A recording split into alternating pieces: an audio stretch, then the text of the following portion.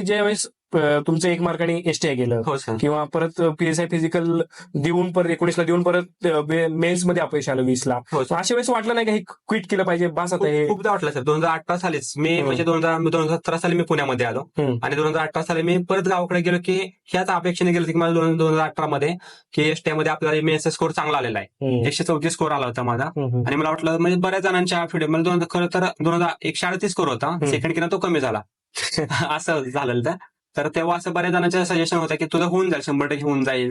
क्लासेसचे पण फीडबॅक असे होते की नाही तुझं होऊन जाईल 100% असं. आणि मला पण असं वाटत होतं की नाही आपला आहे चांगला स्कोर किंवा इतर स्पर्धेशी तेव्हा एवढी ओळख नव्हती. बरोबर, स्पर्धा माहीत असणं हे सुद्धा फार स्पर्धा खूप माहिती असणं गरजेचं आहे आणि जोपर्यंत रिझल्ट मध्ये 100% नावित नाही तोपर्यंत म्हणजे एवढं रिलॅक्स लावून चालणार नाही. मला तेव्हा खात्री झाली.